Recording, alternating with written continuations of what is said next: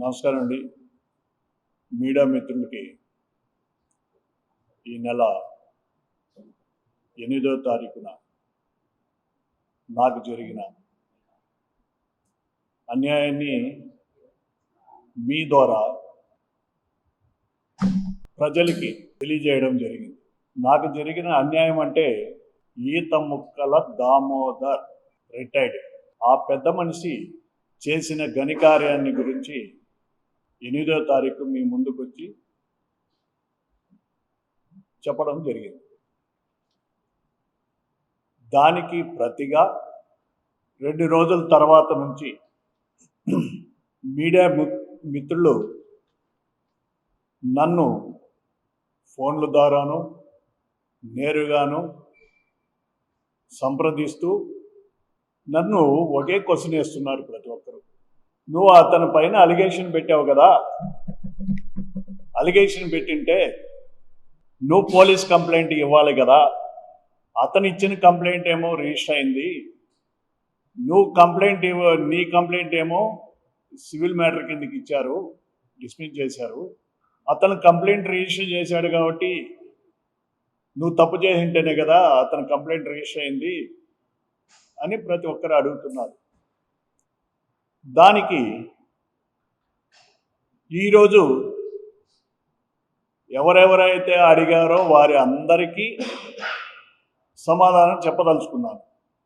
ముఖ్యంగా ఇది ఒక ల్యాండ్కి సంబంధించిన విషయం. ఈ ల్యాండ్ సేల్ డీడ్ అయ్యింది, ఇది వాస్తవం. సేల్ డీడ్లో రెగ్యులర్ ఫార్మెట్ అనేది ఉంటుంది.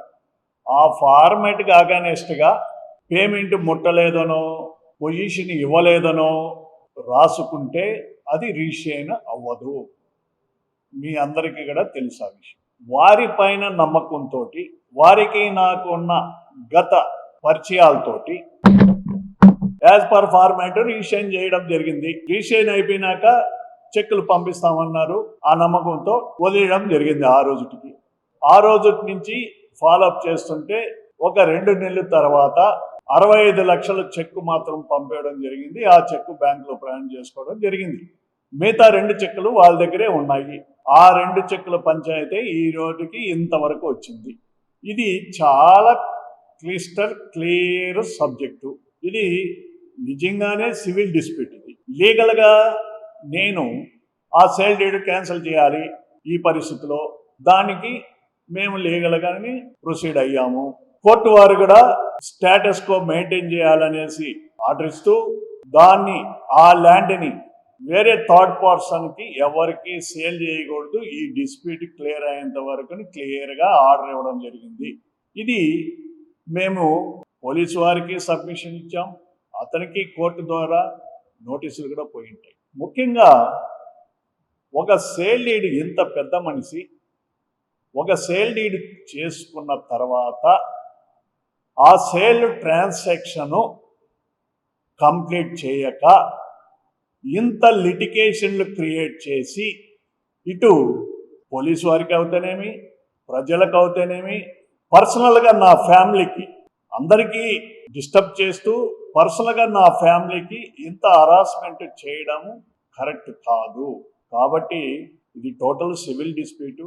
లీగల్గా కోర్టుకు పోయి ఏ విధంగా నా చట్ట ప్రకారం నాకు చెందాల్సిన డబ్బులు అవుతేనేమి, లేక ఏదైతే రిజిస్టర్ చేశానో ఆ భూమి అవుతేనేమి కోర్టు ద్వారానే నేను వెనక్కి తీసుకోవాలని పోరాటం చేస్తాను.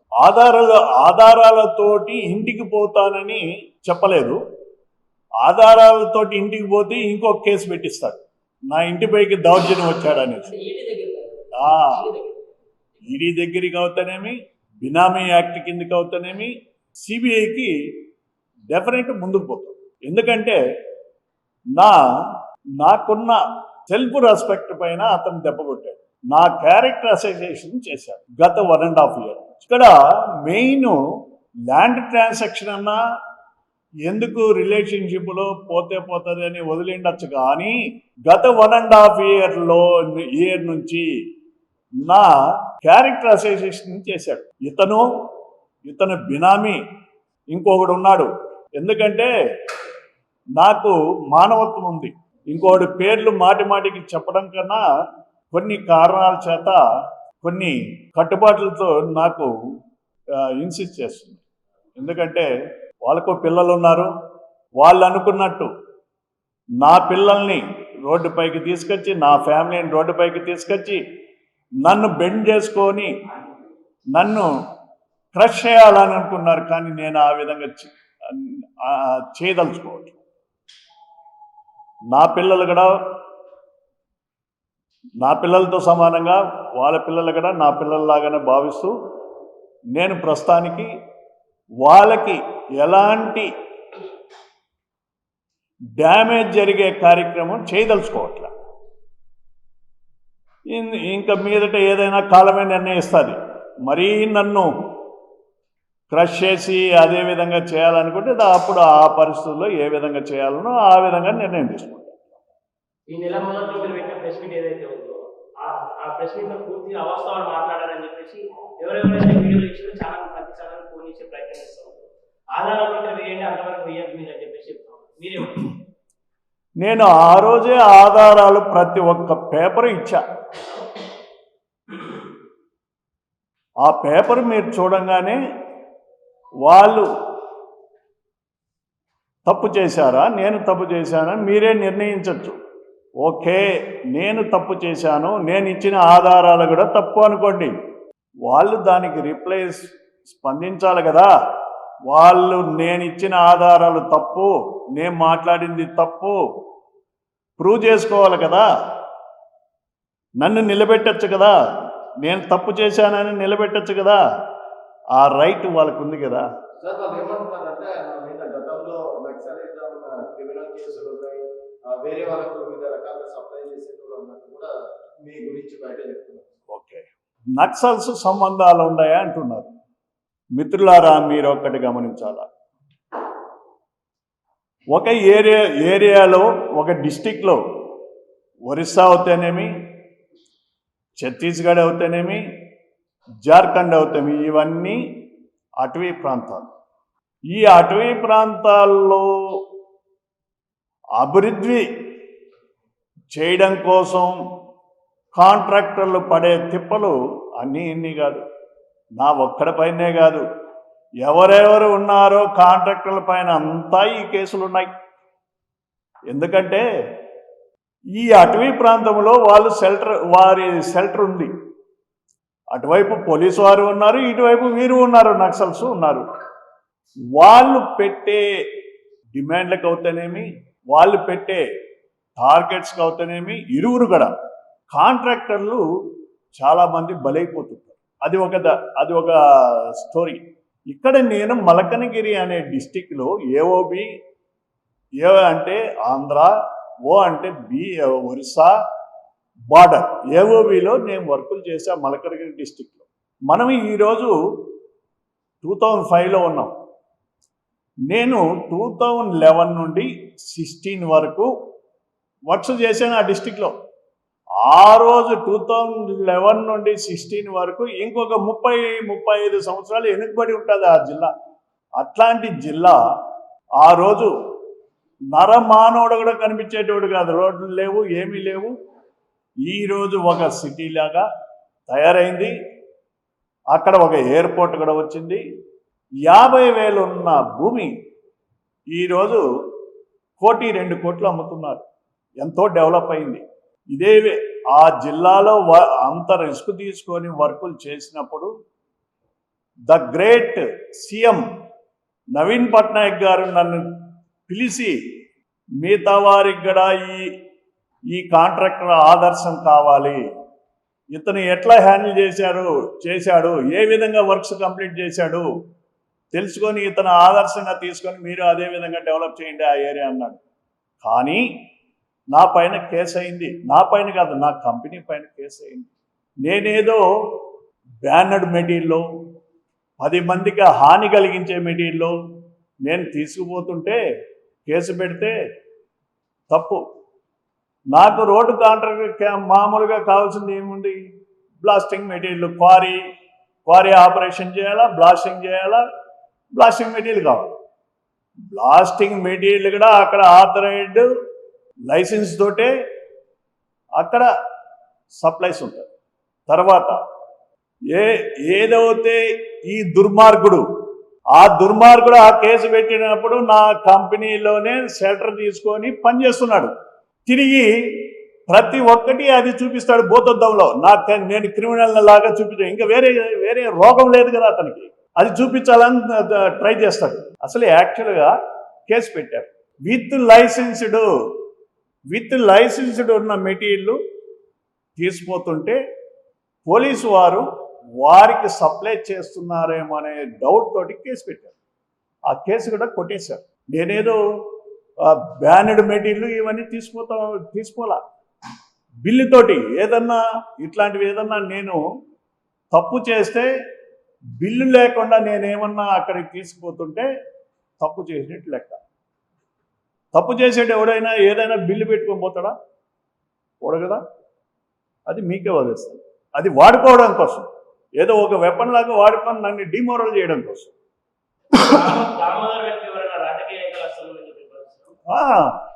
ఆయన ద గ్రేట్ సీఎం గారు చంద్రబాబు నాయుడు గారి పేరు కూడా చెప్పుకుంటాడు. నేను ఆయన అడ్వైజర్గా రమ్మన్నాడు, నేను యాక్సెప్ట్ చేయలేదు అంటాడు ఓ టైంలో. అంటే సందర్భాన్ని బట్టి చెప్తుంటాడు ఇట్లాంటి లూజ్ టాక్లు. తర్వాత the great person central minister Chandrasekhar, Pemmasani Chandrasekhar కూడా నా బంధువు అంటాడు. ఆ చంద్రశేఖర్ గారికి కానీ వేశాడు. కానీ చంద్రశేఖర్ గారు చాలా జెంటల్ పర్సన్, నా నైబరు, నాకు తెలుసు ఆయన గురించి. ఇట్లాంటి బుడ్డా పకీరుల్ని ఆయన ఎంటర్టైన్మెంట్ చేయడు, పట్టించుకుంటాడు. ఎస్,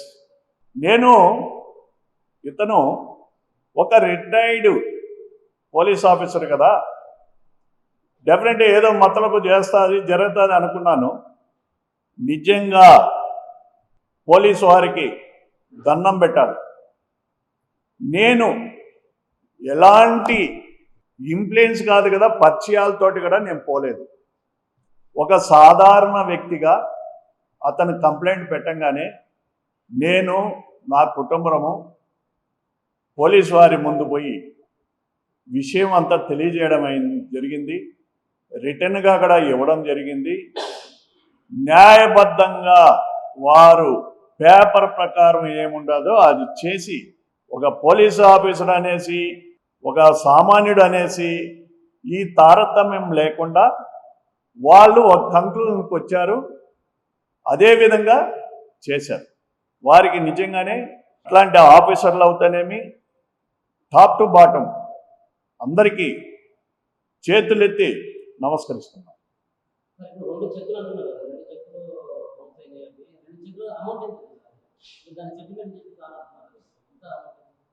$1 crore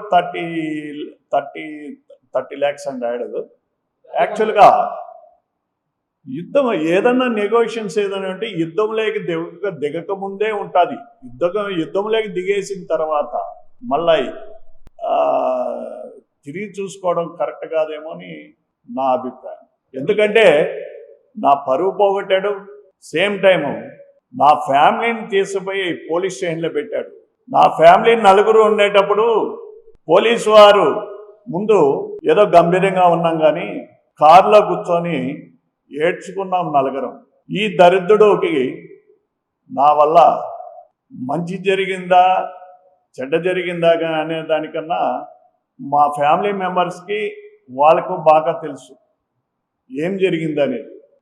అవి ఒకసారి నెమరు వేసుకొని ఒక కంక్లూజన్కి వచ్చాం. నా ఫ్యామిలీలో నా పిల్లలు ఒకటే చెప్పారు, డాడీ ఏదైతే ఒక సెల్ఫ్ రెస్పెక్ట్ అనేది క్రియేట్ చేసుకొని ఇంత చిన్న స్థాయి నుండి మీరు వచ్చారు హైదరాబాద్కి, అది దానిపైన దెబ్బ కొట్టాలని అతను ట్రై చేశాడు, టార్గెట్ పెట్టుకున్నాడు.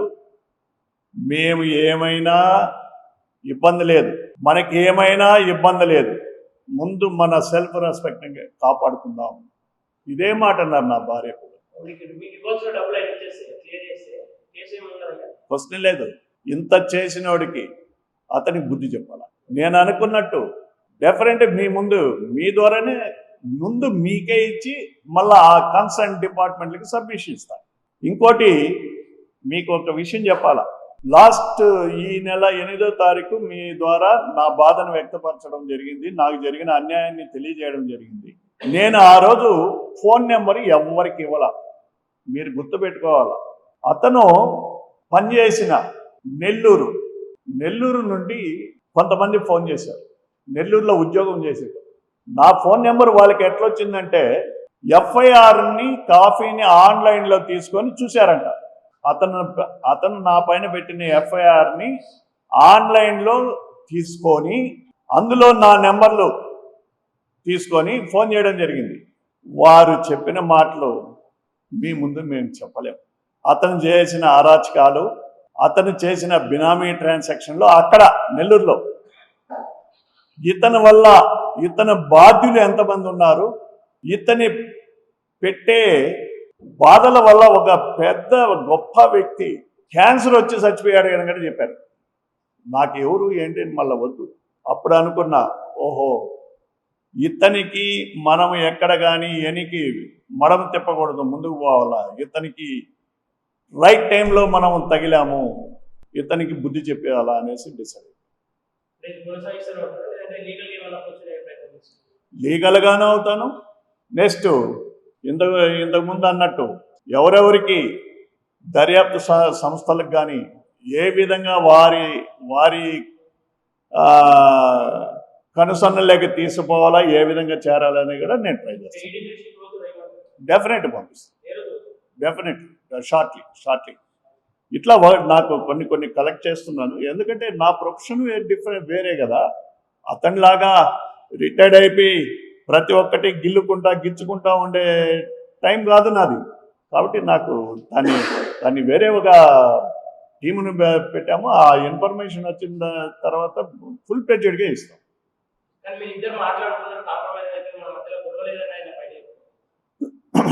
ఆ విధంగా కాంప్రమైజ్ అయ్యేదిగా ఉంటే ఆ విధంగా అయ్యే పరిస్థితి అవ్వాల్సిన అవసరం ఏముంటుంది. అయ్యేటిగా ఉంటే ఎప్పుడో అయిపోయేది కదా. ఈ పరిస్థితి రాకముందే అయిపోయేది. Thank you.